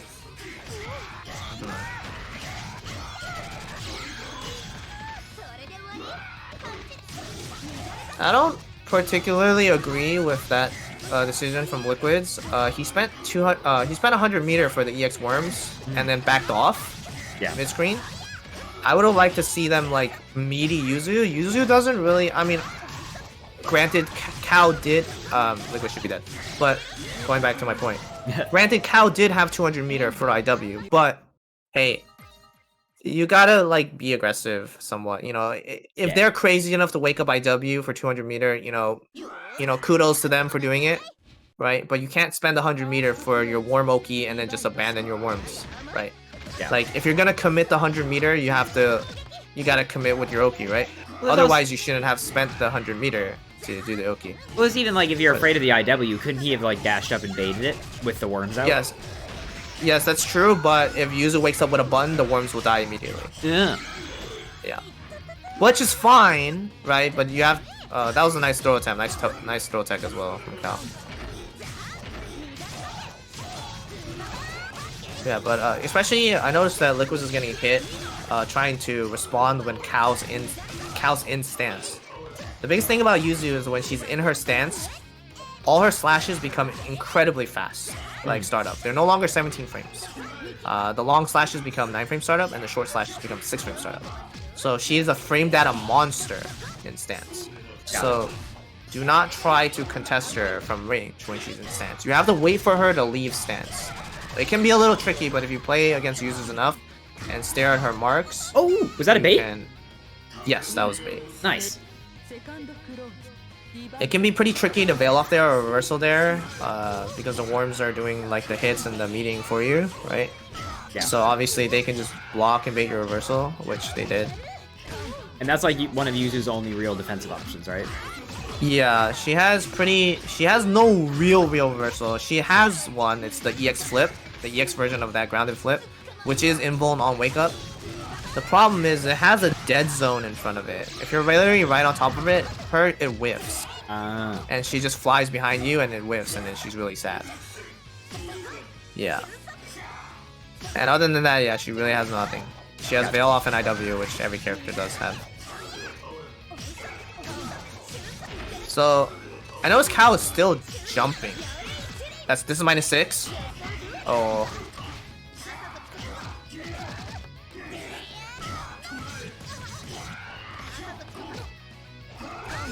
Yeah. Can't jump. Oh, green shield? Oh, it doesn't throw it. Oh, it should be the round. Yeah, so right there, Liquid's got counter hit 3C and then didn't confirm it, which is fine. But then, you know, pressed like, I think it was like 6B and then CS and then saw the green shield. You know, if you see the green shield, you should go run up and throw it. They can't do anything about it. Right. I mean, they could guard thrust, for sure. But you should take the opportunity in those situations where you see your opponent's green shield flash and flicker during CSs and throw them. Got it. Yeah, because this is one of the downsides of this move. Merkaba 3C, as you can see, he did it from point blank and it whiffed, and then it went over her head and then got punished for it. Yeah, ooh, unfortunate series of events there for Liquids for sure. Cal taking it, quick 2-0. I like the beginning. You know, Liquids was pressing like 3C. Like, they definitely know like what they should be doing in neutral, but like they're just trying to do those things when in block stun versus Yuzu's stance. You can't Yuzu's the type of character where if you get put in block stun by Yuzu and they're in stance, you really have to just let her get out of stance and then be minus and then, you know, play the neutral again. You really should not be looking to contest Yuzu when they're stanced. It's pretty much what they want you to do, right? Pretty much like Yuzu's the type of character where you really have to hang yourself to lose to Yuzu. Even though a lot of like newer players might not believe so. The character actually doesn't really beat you unless you offer yourself up in a certain way. The character does have to throw you and play regular strike throw to win. But if you're gonna keep running into her sword with your face, then you're gonna make the Yuzu's job 10 times easier. So really, fighting Yuzu just comes down to patience. You just have to wait. Yes, it's boring. I get it, but I think winning is more fun than losing. Fair enough. You know, I know a lot of people had criticisms about Run Block Simulator 2018, but I think it had a lot of good points, you know? Yeah, so I think in this matchup, I'm pretty sure Cal and everybody's watching the stream, but we know that that is not a frame 1 reversal. The EX Miko missile is not. But Cal should know that. The long pause? Yeah, so Cal should know that Desert Sands likes to run in and press air buttons. So I would like to see preemptive 5Cs from him, or at least up back jump Bs. That was a nice teleport. Yeah, so right there, like, that's just, I would say that's a poor choice. So this is a trap that a lot of like newer user players fall into. They just keep trying to run away and up back, right? You have to sometimes just be willing to play on the ground and just press your grounded options. She has great grounded options, right? So again here, Cal keeps pressing these like horizontal buttons rather than anti-air options. You have to show that you're going to press the anti-air options. Otherwise, Desert of Sand is going to keep getting in for free. Right. Yeah, for sure. Like, again, another jump C increase right there. So it's really important that Cal starts to adapt and doesn't keep trying to run away. So there we saw the same like sort of rock paper scissors situation we saw earlier where they're both 0, but it looked like Desert made the hard read that he was going to go for a throw, and it worked out. Yeah, so if you in this game, if you are in your jump startup, even one frame of in your jump startup, you're considered airborne, which means throws will whiff, right? So rising jump C increase will beat regular stand throw attempt at 0. Yeah. All right. So well, Desert down on life here, but oh. Okay, luckily Desert Sand does not have CS because that combo with CS does like 5,000, 6,000 damage in the corner. Like, for people who don't know, like the EX command grab and CS combo is like 5k. So, oh no, the bait. That was like a safe jump almost, wasn't it? Well, if I'm not mistaken, Desert Sand, nice block on the cross up. Oh no. If I'm not mistaken, they just empty assaulted. So. Oh, was there not a button behind it? I don't. If there was a button, it like wouldn't have came out and hit and put them in block stun anyway. Most likely. But yeah, Cal definitely I would say crack. Okay, nice jump back jump C. You know, adaptation. Yeah, he's doing J236B to counter the air approach, which is nice. But I would like to see jump B. Up back jump B into buffered J6C is very good from Yuzu to stop people from trying to run up and air to air you. She definitely has options to deal with that. She has many options actually. Alright, Cow in the corner. Those are the plus frames you were talking about earlier, right? Yeah, those rebeats are +7, yes.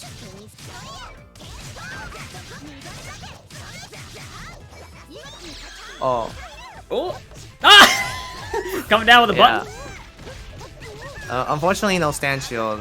You know, versus Mikas who like to jump a lot, you should be somewhat willing to stand shield, as they will get incredibly punished. Oh no, the stand throw attempt.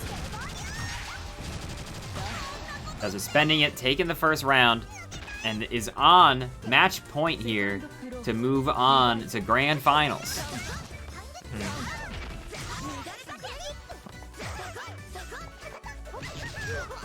Yeah, so like right there, like jump up back and then 236A is just not fast enough. It like if you're jumping to a certain height and then doing like a 20 frame special move out of stance, it's just not fast enough. You have to be willing to press like up back jump B. This is a fairly common roadblock for newer Yuzu players for sure. When they learn Yuzu, they just learn to up back and spam slashes. So yeah, right there, that's good. Yeah, exactly, something like this. But jump B is faster than jump C. I think that was exactly what you were talking about earlier, where you were mentioning how Yuzu isn't exactly a frame data monster when she's out of stance, and it looked like Mika's button just kind of came out a little quicker. Quite bit quicker. Yuzu's frame data is very poor out of stance. Regular buttons are very poor. For the frame data that it comes out and for the reach, generally they're not the best, especially when trying to poke out of your opponent's strings or contest and like mash out. They generally do not get the job done. So that's why it's incredibly important for Yuzu players to be confident in their defense. If they happen to get put in block stun or they mess up in neutral, everyone's gonna mess up in neutral. No one plays perfect, but you have to be confident in your defense and train your defense to be able to defend for a long time. Yeah, for sure. Seasoned like Japanese player Kure, you know, the best Yuzu player in the world, has incredible defense, and it's because he knows that, like, you know, he's going to mess up. He's a human being. People are gonna get on top of him and put him in the corner eventually. But they have to, but he knows that, like, hey, I need to train my defense so that this isn't like a weak point. Yeah, for sure. And I'll just cut you off real quick to say, everybody, we're going into grand finals. Who do you want to win? Make some noise if you got it in the chat. I'm really excited to watch this. It's going to be a dope-ass match.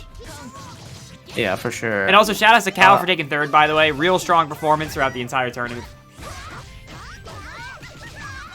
Sorry, back to you.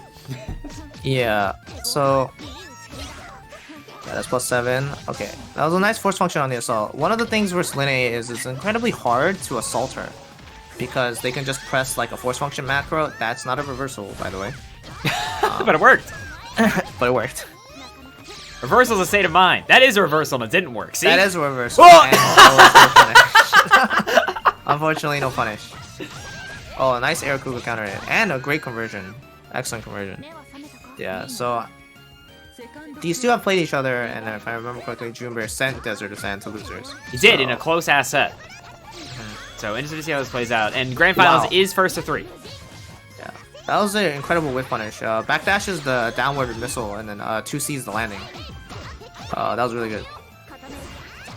Okay, I like the attempt. Like, I see Junbear's, you know, their brain is definitely, you know, thinking about Desert of Sands neutral options and tries to counter it, yeah, which is important. I feel like Junbear is doing a really good job of just trying to maintain a certain distance on the stage that he wants to be at any given time. Yeah. Oh no. Is he dead? Yeah, yes, it should be, right? Should be. Oh! Oh no, drops it. Drops it into a safe drop. That's a safe drop there, but I could be wrong.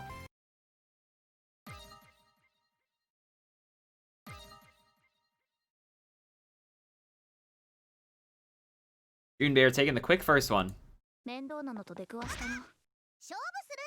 Yeah, but now I would like to see like Desert of Sand adapt as well. Adaptation is like one of the most important things that I like try to harp on or like try to like talk about, especially for like beginner to intermediate level players. I think it's important to like, as like, even though it's like a meme, like you have to like look at the screen and like look at what your opponent's doing and then think about like an answer, right? Like you can't fall into autopilot. It's very important to be like thinking while you're trying to play and like come up with like creative solutions.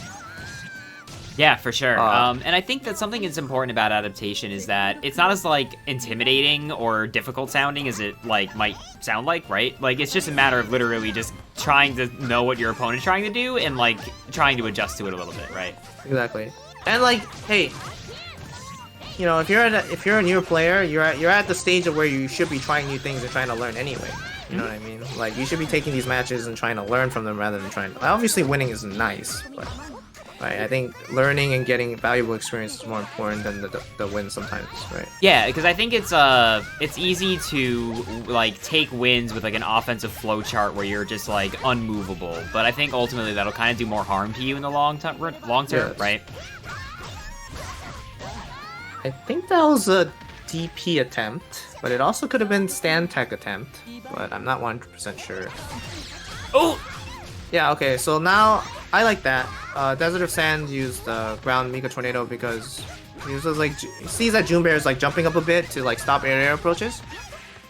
Although Linne's forte is not stopping air-to-air approaches from the air, I would say Linne is better at stopping them from the ground. I liked when Junbear was pressing Linne's 6C. I think 6C is really good for that. Oh no. Oh, Veil's off.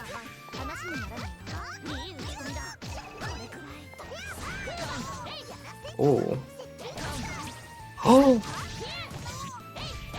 You used one ground bounce already, and I hope they know that. They do.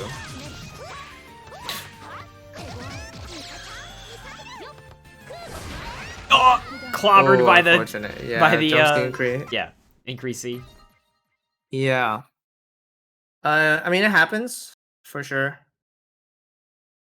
I mean at that point like sometimes it's just timing. Like sometimes you pick an option, like Junbear did like that Kuga dash, and then Desert Sand just happens to press like Rising Jump C, right? I think both players just like picked an option and then it just like RPS'd in Desert Sand's favor. There's nothing like to say much more about that scenario, I would say. Oh yeah, baits big the DP. Yeah. Is 5A like really the punish you should go for there? I don't think that was 5A. I'm pretty sure that was 5C. Was it? Because it said counter. It did counter hit.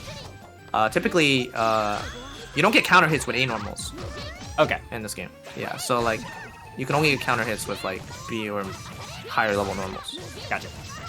Yeah. So we can't get a Whirlpool Strip, so they're gonna have to, yeah. So in that situation, Junbear should most likely try to bait the CS rather than try to meaty. I wouldn't say it's incredibly disrespectful, but you're just literally putting...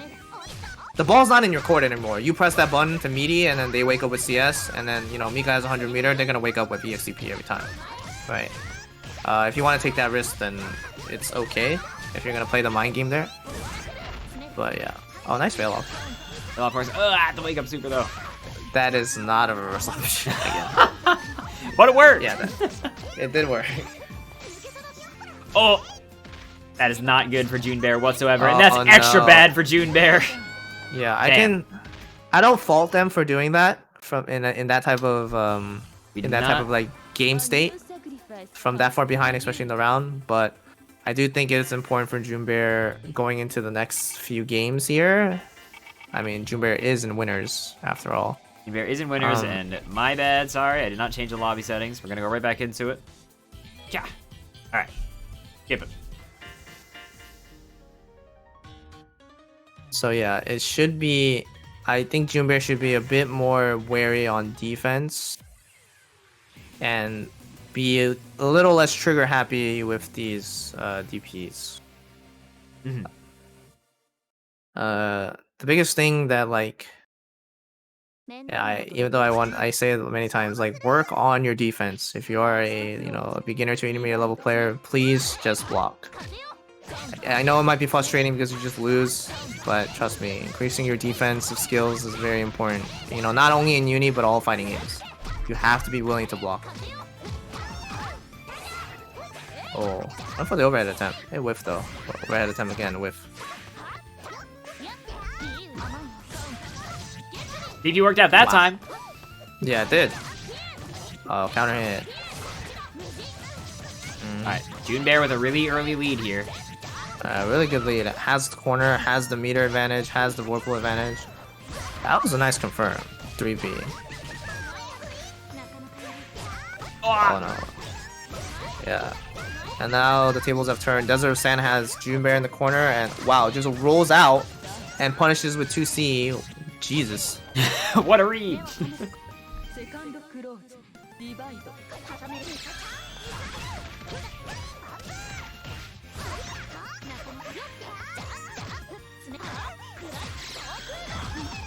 Oh, air unblockable. Oh, didn't get the combo though, unfortunately. Yeah, blocking Kuga in the air is a really bad idea, right? Yeah, especially that low to the ground. Yeah, you're getting air unblockable for sure. There's nothing you can do.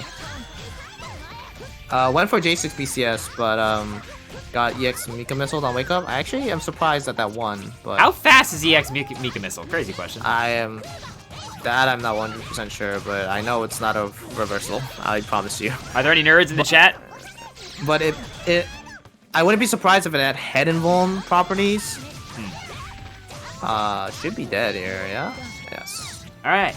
Junbear taking one. Now, it's 2-2, but remember that Desert's coming from losers and did not reset the bracket yet, so if Junbear wins one more, Junbear is the king of the tournament.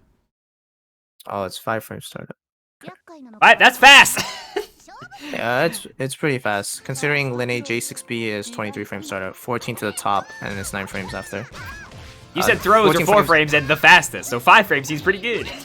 Yeah, it's pretty good. So I'm not surprised that that won out. It just seemed like the button was already active. So I was surprised that it won out. Pressure. Oh, got aired by jump JC. Oh, CS? Yes. Working, dude. I mean, hey, I can't say anything. If it's working, it's working. You heard it here, folks. You heard it here first from Gosuda himself. It's a reversal. Hear that? Do it every time. I'm a result space. If it keeps working, then I can't say anything, right? Oh, tricky. Okay. That was a little tricky for sure. Okay, nice patience by Junbear. I like that. They were waiting for the cycle and just kept corner positioning and was rewarded with a reversal, and it still has the momentum. That was really smart. Yeah, I think what's really interesting about Junbear's play is Junbear seems to play very wacky sometimes, but also has a really good understanding of mechanics of this game and generally plays very solid outside of those wacky moments. Seems like a the DP after? Seems like a Brandon V2 in the making. Oh no. Anyway, yeah, match point for both players. Desert of Sand will reset if he wins, and Junbear will be the champion if they win. But Desert of Sand has Junbear in the corner. Yeah, Desert fighting for the reset. Junbear fighting for the crown. Oh my God! Catch the roll. Okay, so there. Desert of Sand's input got crossed up. he wanted to wake up with EX Mika Missile. But since Junbear ran to the other side, he woke up with EX Command Grab. And got EX Command Grab on the other side. But hey, it worked out. And just like that, there is going to be a reset.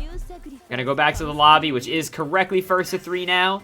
So chat room, we got ourselves a bracket reset. So this is Shin Grand Finals. Desert of Sand and Junbear. Who do y'all want to win? I want to hear it.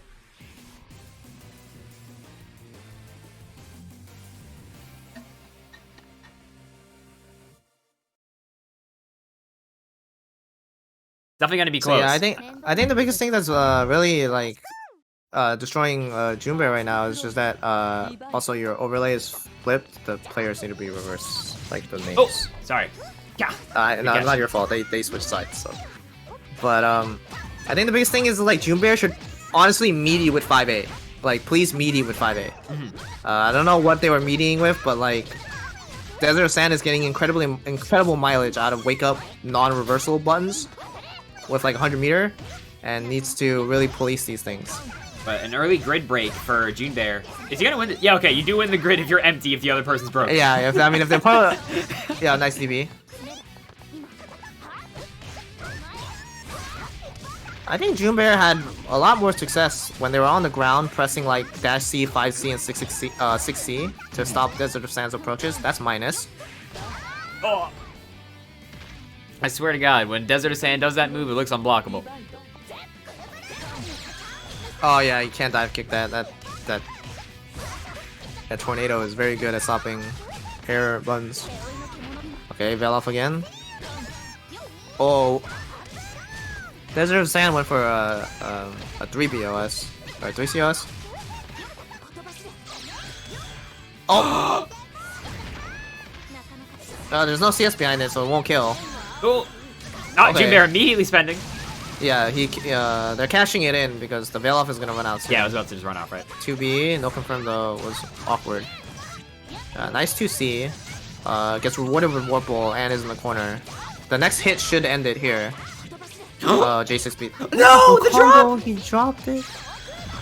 Huge. Oh, the other drop. Overhead. Junbear fighting back.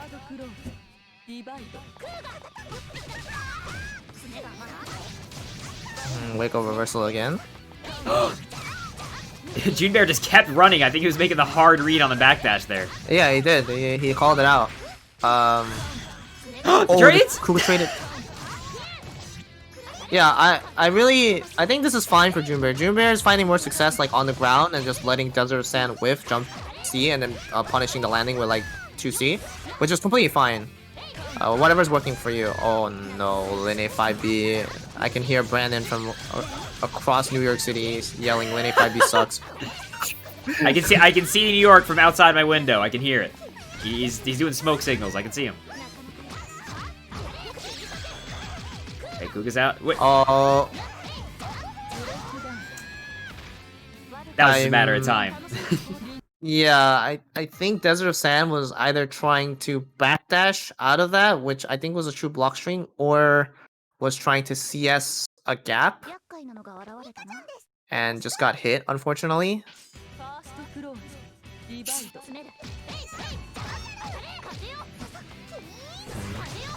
Okay, that was nice. Up back and then lets the jump C increase whiff and then Kukas it. Didn't get it confirmed though, unfortunately, but the idea was there, which is the more important part. Yeah. That was a good throw by Desert of Sand. The throw won Desert of Sand the cycle because if you get thrown, you lose 2 blocks of grit. Yeah. Oh yeah. There's the reversal. Good confirm. Side swap, closer to... Sees the backdash. Too far though. Yeah. Oh, what a good answer to Mega Missile. Yeah, the increased Kuga is good. That was a good answer. Didn't finish the combo though, unfortunately. Possibly could have killed, but this will end it, yeah.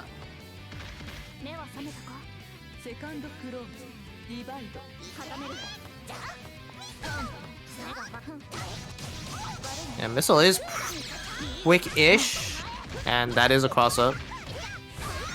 For people who are watching, for Miko Missile, if you shield any of the missiles, she can't do more missiles. So if she does a rising missile and you happen to shield the one where she's going up diagonally, she's done. Like, she can't do anything all the way down and she has full recovery. So, you know, Mikas are flying around and missiling 24/7 and doing all these shenanigans, and you should look to potentially shield and just kill them. They're just in like the smash up B recovery, twirling down. Yeah, they're done. There's no way they can't do anything. So missiles are mid. Yeah, so right there, Desert of Sand whiffs jump C increase again, and then Junbear just waits for the landing and gets the punish. So I like this method from Junbear. It seems to be working more. Oh no, 5BP. Junbear getting a meaty. I see you. Okay, Veil off again. I think Desert of Sand is getting a little impatient on offense. Junbear is constantly using, reversal options, and they're catching. Oh no, the drop! Oh, that's not punishable. You didn't punish it in between the gap. Oh, it's only punishable if you snipe in the middle. Yeah, so you're supposed to punish it in between before she swings her sword down. If she swings her sword down and you block the Pillar of Light, you cannot punish it. It is not punishable. Is it not punishable or is it plus? No, it's safe on block. Okay. Junbear cleaning it up with a 2C. And Junbear, just like that, is already 2-0. The gap is 8 frames if I'm not mistaken. So since you're a Yuzu player, Cow, you can just slam 4B. And then you'll just kill her. Kill her in one hit, just like that? Yeah, I mean, pretty much.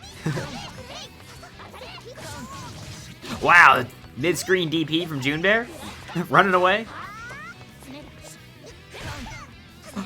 The cycle's getting close. Oh, yeah. I'm surprised that gave Desert so much CS. Or so much Vorpal. Well, or grid. They both, yeah. So the big thing is, so when you Junbear on wake up backdash, like back tech on wake up, back recovery, which costs a grid block. And then Junbear used force function. So when you use force function, you pay 1 block of grid if you're not in Vorpal. Got it. Yeah, I understand. But Junbear, just like that, he's on tournament point here. Yeah, he is on tournament point for sure. I think Desert of Sand is getting a little bit restless. I mean, this is somewhat of a common, normal problem. You really just have to take it slow sometimes and not get caught up in your opponent's pace. A reset. And I think right now, yeah, this might be the kill. He might be straight up dead. Yeah. Okay, yeah, no, he's dead. Yeah, he's dead. Just like that, Junbear takes Weebcup 2.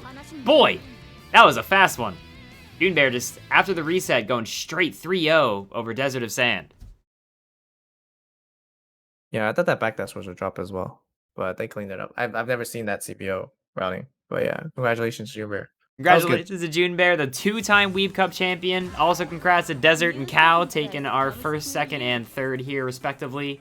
Thanks everyone for playing, and also thanks so much Gosuda for commentating with me. Yeah, no problem. You're a huge help. Yeah, that's all right. I like doing these. I like commentating, and especially like it's nice to see like beginner tournaments getting like 16, at least like 16 people, which is nice. Yeah, for sure. There's a lot of people. For those of you who don't really hang around the Sajam Discord a whole lot, there's everyone in there always trying to fiend for games. There's a lot of Unis players, a lot of Street Fighter players. Definitely recommend you go check it out if you're looking for people to just play casuals with that are like around your level if you're not like a big, humongous gamer. And yeah. Oh, yeah. And thanks, Cow, for the follow. Appreciate it. Cool. Gosuda, anything else you want to say here before we start closing it out? I just want to say, like, the biggest thing that I see from newer players that it's very important is that for newer players, really just be okay and willing to block. Play the look at Vorpal. It's very important to try to win Vorpal. Be willing to block and just be patient. This game rewards patience for sure. And the other thing is the main Uni Discord. The main Uni Discord has a lot of resources. This game has incredible amount of resources from like literally all the strong players of their character. So you guys can definitely come in and get advice, especially if you're a newer player. And then one last shout out would be join Lunar Phase this weekend if you are in the Upper East Coast region. Unfortunately, it is region locked, but it is what it is. It's delay-based netcode. But please join the Lunar Phase if you are able to. The Lunar Phase people always put on great production. I'll most likely be commentating that as well, so you can Sick. get feedback from the VOD if I'm able to give your match feedback. Nice. Yeah. Well, everyone go join Lunar Phase, especially because I was the one just feverishly messaging Datagram, being like, please, can you help me find someone to commentate? Because unfortunately, Peanut had something to come up and couldn't do it. So I owe Datagram immensely. Everyone join Lunar Phase, see what's up if you're on the East Coast. And cool. So I'm going to go ahead here and start closing it out. Anybody know any good fighting game streamers right now who want to raid?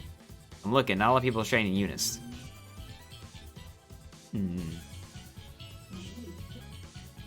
Well, while I try to ponder which raid to do here, Gosuda, I'm going to go ahead, close out this call. Again, thank you so much for your time. Really appreciate your commentary. Was dope, dude. I'm sure the players really appreciate your help. And no problem. I hope everyone enjoyed it as well. Thank you. Yeah, for sure. Adios, dude. Yep, bye. Bye. All right.